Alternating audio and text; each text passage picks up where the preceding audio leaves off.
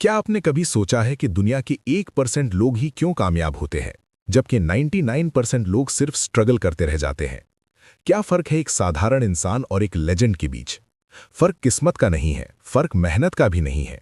फर्क है उस स्टेट ऑफ माइंड का जिसमें वो अपने दिन को खत्म करते हैं। रात का वो वक्त जब आप सोने वाले होते हैं, वो सिर्फ सोने के लिए नहीं होता, वो यूनिवर्स के सबसे बड़े खजाने को अनलॉक करने का समय होता है।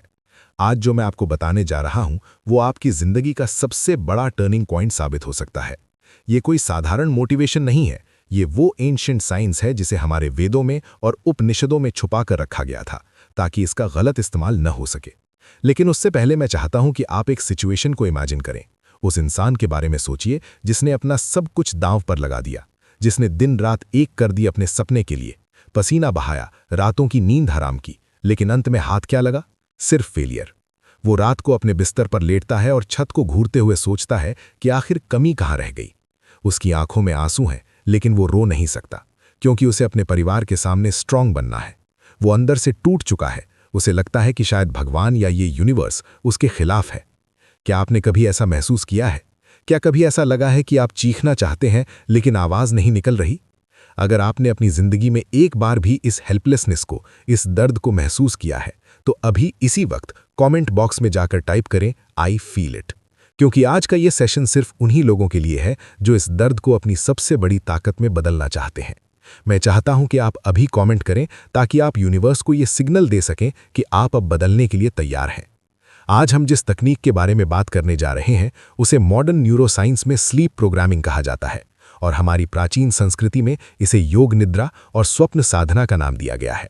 ये वो गुप्त ज्ञान है जिसे थॉमस एडिसन जैसे महान साइंटिस्ट्स इस्तेमाल करते थे अपनी इन्वेंशन के लिए, और जिसे एंशिएंट इजिप्शियंस अपनी सिविलाइजेशन को एडवांस बनाने के लिए यूज करते थे। लेकिन आज के दौर में हम इसे भूल चुके हैं। हम सोने से पहले अपने फोन में दुनिया भर का कचरा देखते हैं, नेगेटिव न्यूज़ देखते हैं और उसी नेगेटिव वाइब्रेशन के साथ सो जाते हैं। फिर हम शिकायत करते हैं कि हमारी लाइफ में कुछ अच्छा क्यों नहीं हो रहा। याद रखिए, सोने से पहले के वो 2 मिनट आपकी पूरी जिंदगी को कंट्रोल करते हैं। अगर आपने इन 2 मिनटों को काबू करना सीख लिया, तो दुनिया की कोई भी ताकत आपको सफल होने से नहीं रोक सकती। हमारे शास्त्रों में कहा गया है कि जो ब्रह्मांड में है वही पिंड यानी शरीर में है। जब आप सोने जाते हैं तो आप सिर्फ अपनी आंखें बंद नहीं कर रहे होते, आप एक डायमेंशन से दूसरे डायमेंशन में जा रहे होते हैं। ये वो समय होता है जब आपका कॉन्शियस माइंड यानी आपका लॉजिकल दिमाग सो रहा होता है, और आपका सबकॉन्शियस माइंड यानी अवचेतन मन पूरी तरह से जाग जाता है। ये वही समय है जब आप अपने दिमाग को जो भी कमांड देंगे, वो उसे एक आदेश मानकर पूरा करने में लग जाएगा। मॉडर्न न्यूरोसाइंस ने ये साबित कर दिया है कि जब आप जाग रहे होते हैं तो आपका दिमाग बीटा स्टेट में होता है, जहां आप लॉजिक और डर से घिरे रहते हैं। लेकिन सोने से ठीक पहले जब आपकी पलकें भारी होने लगती हैं, तब आपका दिमाग अल्फा स्टेट और फिर थीटा स्टेट में एंटर करता है। साइंटिस्ट्स इसे हिप्नोगॉजिक स्टेट कहते हैं। ये वही स्टेट है जहां आपके कॉन्शियस और सबकॉन्शियस माइंड के बीच का पर्दा सबसे कमजोर होता है। हिस्ट्री गवाह है कि थॉमस एडिसन और एल्बर्ट आइंस्टाइन जैसे जीनियस अपनी मुश्किल से मुश्किल प्रॉब्लम्स का हल इसी स्टेट में खोजते थे। एडिसन अक्सर अपने हाथ में लोहे की बॉल लेकर कुर्सी पर झपकी लेते थे, ताकि जैसे ही वो गहरी नींद में जाने लगे, बॉल गिरे और वो जाग जाए। वो ऐसा इसलिए करते थे क्योंकि उस आधी नींद और आधी जागृति की अवस्था में उन्हें वो आइडियाज मिलते थे जो उनका लॉजिकल दिमाग कभी सोच ही नहीं सकता था। लेकिन हमारे ऋषियों ने इसे हजारों साल पहले ही डिकोड कर लिया था। मांडुक्य उपनिषद में चेतना की 4 अवस्थाओं का वर्णन है: जागृत, स्वप्न, सुषुप्ति और तुरीय। आज दुनिया जिसे लॉ ऑफ अट्रैक्शन या सबकॉन्शियस प्रोग्रामिंग कहती है, वो असल में हमारे वेदों का संकल्प विज्ञान है। ऋग्वेद में कहा गया है कि ये ब्रह्मांड वाइब्रेशन से बना है, और आपका विचार भी एक वाइब्रेशन है। जब आप सोने से पहले किसी विचार को होल्ड करते हैं, तो आप उसे सीधे कॉस्मिक इंटेलिजेंस यानी ब्रह्मांडीय चेतना को सौंप रहे होते हैं। ये ठीक वैसे ही है जैसे आप गूगल पर कुछ सर्च करते हैं और एंटर दबाते हैं। एंटर दबाने के बाद आप टेंशन नहीं लेते कि रिजल्ट आएगा या नहीं। आपको पता होता है कि सर्वर अपना काम करेगा। ठीक वैसे ही सोने से पहले के ये 2 मिनट आपके दिमाग का एंटर बटन है। प्राचीन मिस्र यानी एंशिएंट इजिप्ट में भी स्लीप टेम्पल्स हुआ करते थे, जहां लोग अपनी बीमारियों और समस्याओं का इलाज ढूंढने के लिए एक खास तरीके से सोने जाते थे। वो मानते थे कि नींद के दौरान आत्मा देवताओं से बात करती है। ग्रीक फिलॉसफी में भी इंक्यूबेशन की एक तकनीक थी, जहां लोग जवाब पाने के लिए मंदिरों में सोते थे। इसका मतलब ये है कि ये ज्ञान सिर्फ भारत तक सीमित नहीं था, बल्कि पूरी दुनिया की महान सभ्यताओं को ये पता था कि नींद सिर्फ शरीर का आराम नहीं है, बल्कि ये आत्मा का रिचार्ज स्टेशन है। लेकिन कलयुग में हम इस विद्या को भूल गए हैं।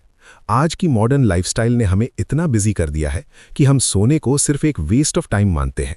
याद रखिए, अगर आप जीवन में कुछ भी हासिल करना चाहते हैं, चाहे वो पैसा हो, हेल्थ हो या मन की शांति हो, उसका रास्ता आपके सबकॉन्शियस माइंड से होकर ही गुजरता है।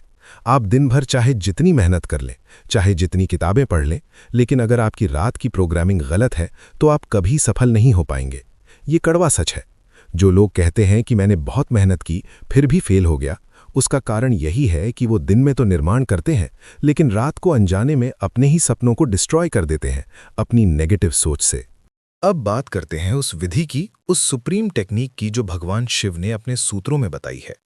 विज्ञान भैरव तंत्र में भगवान शिव माता पार्वती को धारणाओं के माध्यम से समझाते हैं कि कैसे शून्य में उतरना है। आपको सोने से पहले ठीक वही करना है। बिस्तर पर लेट जाएं और अपने शरीर को पूरी तरह ढीला छोड़ दें। इसे हम योग में शवासन कहते हैं। जब शरीर सो रहा हो और मन जाग रहा हो, वो मैजिकल मोमेंट होता है।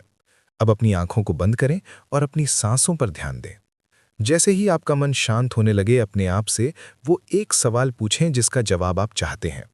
ये सवाल आपकी करियर के बारे में हो सकता है, आपके रिश्तों के बारे में हो सकता है, या आपकी सेहत के बारे में। लेकिन यहाँ सबसे बड़ी गलती जो 99% लोग करते हैं वो ये है कि सवाल पूछने के बाद वो खुद ही उसका जवाब सोचने लगते हैं। आपको ये नहीं करना है। आपको लॉजिकल माइंड का इस्तेमाल नहीं करना है।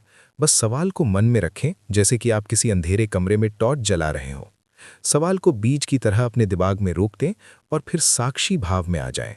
साक्षी भाव का मतलब है विटनेस कॉन्शियसनेस। बस ऑब्जर्व करें, बिना किसी जजमेंट के, बिना किसी बेचैनी के। भगवद गीता में भगवान श्री कृष्ण कहते हैं कि जो कर्म फल की चिंता किए बिना कर्म करता है वही योगी है। यहाँ आपका कर्म है सवाल पूछना और सो जाना। जवाब देना उस परम शक्ति का काम है जिसे आप ईश्वर, यूनिवर्स या सबकॉन्शियस माइंड कहते हैं। जब आप सवाल पूछकर शांत हो जाते हैं तो आपका दिमाग उस सवाल को एक पहेली की तरह नहीं, बल्कि एक कमांड की तरह लेता है। साइकोलॉजी में एक टर्म है ज़ाइगर्निक इफेक्ट, जिसका मतलब है कि हमारा दिमाग अधूरी चीज़ों को याद रखता है। जब आप सवाल पूछकर बिना जवाब ढूंढे सो जाते हैं तो आपका दिमाग पूरी रात उस पर काम करता है। न्यूरॉन्स के नए कनेक्शंस बनते हैं, पुराने डेटा को स्कैन किया जाता है। आपका सबकॉन्शियस माइंड आपकी पुरानी यादों, आपके अनुभवों और उस यूनिवर्सल नॉलेज बैंक से कनेक्ट करता है जहां दुनिया के हर सवाल का जवाब मौजूद है। वेदों में इसे हिरण्यगर्भ कहा गया है, वो सुनहरा गर्भ जहां से सब कुछ उत्पन्न होता है। ये प्रोसेस इतना पावरफुल है कि कई बार आपको सपने में ही जवाब मिल जाएगा, या फिर अगले दिन सुबह उठते ही आपके दिमाग में एक अचानक आइडिया आएगा जिसे हम एपिफेनी कहते हैं। कई बार ऐसा होगा कि आप किसी से बात कर रहे होंगे और अचानक उसके मुंह से आपको अपना जवाब मिल जाएगा। ये कोई चमत्कार नहीं है, ये क्वांटम फिजिक्स है। जब आप एक फ्रीक्वेंसी सेट करके सोते हैं तो ये यूनिवर्स उसी फ्रीक्वेंसी की चीज़ों को आपकी तरफ खींचना शुरू कर देता है। लेकिन सावधान रहें, ये तकनीक जितनी शक्तिशाली है उतनी ही सेंसिटिव भी है। अगर आप डाउट के साथ या डर के साथ सवाल पूछेंगे तो ये काम नहीं करेगा। उपनिषदों में कहा गया है, भावो ही विद्यते देवः, यानी भावना में ही देवता का वास है। अगर आपकी फीलिंग में डाउट है तो आप यूनिवर्स को कंफ्यूज्ड सिग्नल भेज रहे हैं। आपको ऐसे पूछना है जैसे एक छोटा बच्चा अपनी माँ से पूछता है। उसे पूरा भरोसा होता है कि माँ उसे जो भी देगी वो उसके लिए सही होगा। इस भरोसे को ही श्रद्धा कहा गया है।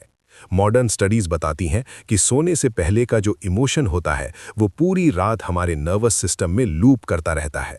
अगर आप चिंता में सोएंगे तो आप 8 घंटे की चिंता की प्रैक्टिस कर रहे हैं, और अगर आप समाधान की उम्मीद में सोएंगे तो आप 8 घंटे सफलता की प्रैक्टिस कर रहे हैं। चॉइस आपकी है। स्वामी विवेकानंद कहते थे कि हर आत्मा में परमात्मा बनने की क्षमता है।